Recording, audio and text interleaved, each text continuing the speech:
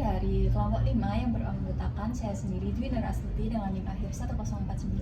Saya Isa Ardiani dengan NIM akhir 1039. Saya Inaya Azhara dengan NIM akhir 1017. Saya Arlinda Puspitasari dengan NIM akhir 1008.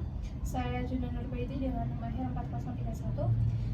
Nah, di kesempatan kali ini kita akan berbincang tentang satu kasus tentang anak usia dini, yaitu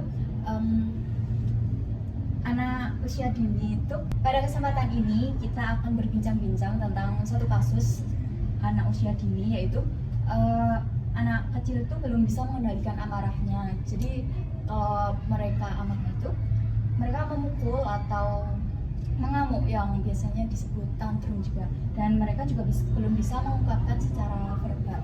Nah, di sini saya mau bertanya kepada teman-teman, apa sih menurut teman-teman penyebab dari kasus ini? Kalau menurut aku, faktor penyebabnya yaitu dari faktor umur anaknya. Faktor umur anak itu dapat mempengaruhi kemampuan anak dalam mengendalikan emosi. Nah, anak yang masih dalam tahap pengembangan itu belum sepenuhnya memiliki keterampilan sosial emosional dengan baik. Nah, hal ini dikarenakan anak itu masih berkembang dan juga belum memiliki pengalaman yang baik atau yang cukup dalam mengatasi amarahnya dengan tepat. Nah, ketika anak-anak itu tumbuh dan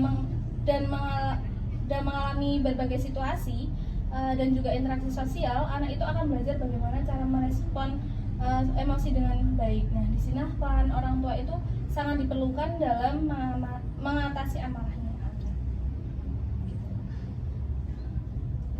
Lalu mungkin saya menambahkan dari faktor penyebab anak yang belum bisa mengendalikan amarah, yaitu yang kedua mungkin dari pola asuh orang tua. Nah, pola asuh orang tua di sini itu sangat berperan penting bagi anak, karena peran orang tua itu sangat penting dalam perkembangan anak. Jadi ada beberapa faktor dalam pola asuh orang tua itu. Mungkin yang pertama ada modal perilaku. Nah, modal perilaku di sini itu bagaimana sih kita sebagai orang tua melakukan perilaku yang nantinya tuh akan ditiru oleh anak kita. Lalu ada juga yang kedua di sini ada konsistensi dalam kedisiplinan. Dan kita sebagai orang tua tuh juga wajib nih jadi perilaku kita yang sesuai konsekuensi gitu, agar anak juga dapat meniripkan kita. Lalu yang ketiga ada keterlibatan orang tua. Nah, keterlibatan orang tua di sini yaitu agar anak yang merasa didukung dan diperhatikan oleh orang tuanya untuk cenderung lebih baik dalam mengelola emosi mereka, seperti itu. Lalu yang keempat ada juga pembelajaran empati dan komunikasi. Nah, pembelajaran empati dan komunikasi di sini itu orang tua dapat membantu anak dalam mengembangkan keterampilan empati dan komunikasi yang penting dalam mengelola emosi dengan cara yang sehat. Nah, ada juga pemecahan masalah. Dalam pemecahan masalah ini orang tua dapat membantu anak-anak belajar cara menyesuaikan konflik dan masalah dengan cara yang konstruktif. Lalu yang terakhir di sini ada lingkungan. Nah, lingkungan ini di mana bahwa seorang anak itu tumbuh dan dapat memiliki dampak besar terhadap perkembangan emosionalnya. Jadi lingkungan sekitar itu juga sangat mempengaruhi bagi perkembangan emosional anak. Oh iya, berarti ada dua ya faktor yang menyebabkan itu. Yang pertama itu faktor dari umur anak sendiri dan juga pola asuh dari orang tua. Nah, kalau menurut teman-teman nih, apa sih resolusi untuk permasalahan anak usia dini yang seperti ini?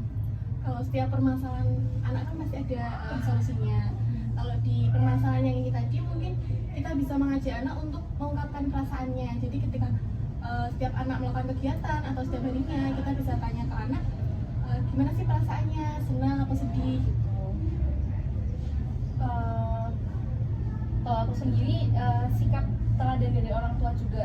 Nah, orang tua itu dapat memberikan teladan yang baik dalam menyampaikan perasaannya, bisa dengan jujur, terbuka, dan menggunakan bahasa yang tepat kepada anak. Nah, contohnya itu dapat menunjukkan dengan bagaimana caranya mengungkapkan emosi itu dengan tenang, dengan baik, menerima emosi anak dengan penuh pengertian, dan juga memberikan dukungan saat diperlukan. Nah, dengan hal tersebut dapat membantu anak dalam membentuk keterampilan komunikasi emosional yang baik. Dari aku sendiri nih, selain dari orang tua, guru juga memiliki peranan yang penting buat bantu anak mengembangkan kemampuan mengungkapkan perasaannya ini. Misalnya menciptakan suasana kelas yang nyaman, terus memberikan kesempatan untuk diskusi dan berbagi, mendengarkan dengan aktif, memberikan nasihat dan bimbingan, menjadi teladan dalam mengekspresikan perasaan. Misalnya guru itu kan jadi role model anak ya untuk di sekolah. Nah, dalam hal ini guru bisa mengekspresikan perasaan secara sehat dan konstruktif dengan menunjukkan bagaimana mengungkapkan perasaan dengan cara yang tepat. Mungkin menambahkan dari tadi teman saya itu, mungkin yang terakhir ada mengatasi kondisi anak yang seperti ini itu perlu dengan keadaan yang tenang. Jadi kita sebagai orang tua itu harus mengelola juga emosi kita. Jadi kita tetap tenang untuk agar anak itu diajak untuk menenangkan diri dengan, mungkin anak diajak menenangkan diri dengan tarik nafas, lalu mengidentifikasi yang membuat anak itu meluapkan amarahnya seperti itu. Oh iya, jadi solusi dari teman-teman ada 4 ya. Yang pertama untuk mengajak anak mengungkapkan perasaannya, yang kedua sikap teladan dari orang tua. Jadi orang tua harus memberikan contoh juga ya. Lalu sebagai guru juga harus memberikan contoh, dan yang terakhir mengelola membuat anak tenang dulu ya kalau untuk menghadapi emosi. Oke, nah selanjutnya nih, kalau dari teman-teman ada nggak sih saran mungkin buat guru atau orang tua untuk menstimulasi permasalahan anak ini yang dalam menghadapi amarahnya? Kalau dari aku mungkin lebih ke teknik ya, mungkin bisa dengan teknik pernafasan. Jadi ketika anak baru emosi, kita bisa atur pernafasan anak, misal disuruh tarik nafas, buang nafas, mungkin kayak gitu bisa anak lebih agak redam gitu amarahnya. Terus ada teknik relaksasi, jadi bisa dengan cara meditasi sederhana atau visualisasi. Terus juga bisa dengan pijat. Biasanya kalau anak banyak rewel, marah-marah, biasanya diajak pijat, terus jadi nggak rewel gitu.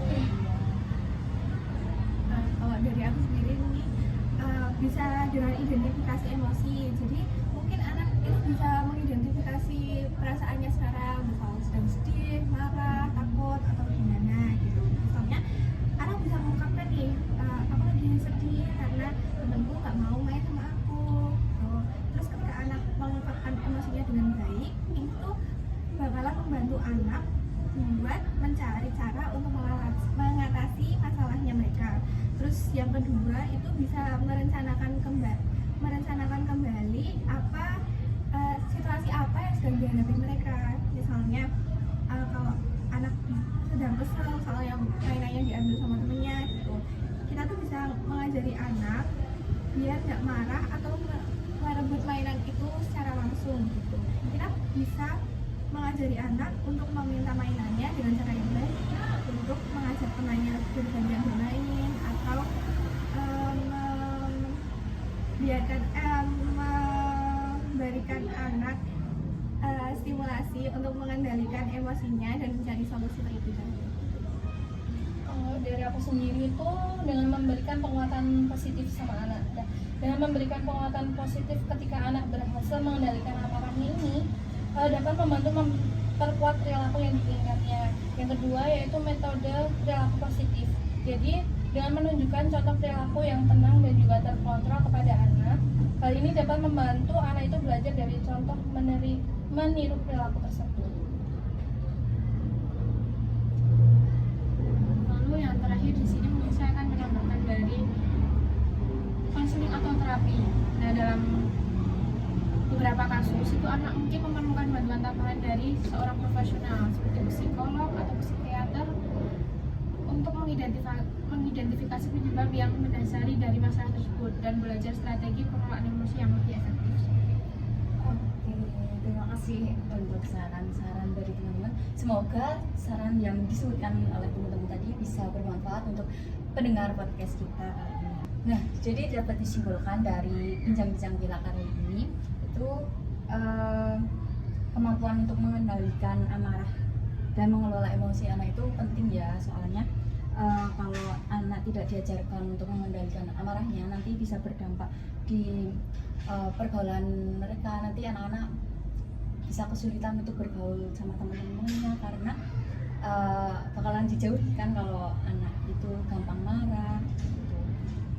Dan untuk menstimulasi emosi anak ini dibutuhkan dari berbagai pihak, dari diri anak sendiri, dari orang tua, dan juga dari guru. Nah, sekian perbincangan kita kali ini. Lebihnya mohon maaf. Wassalamualaikum warahmatullahi wabarakatuh. Waalaikumsalam warahmatullahi wabarakatuh.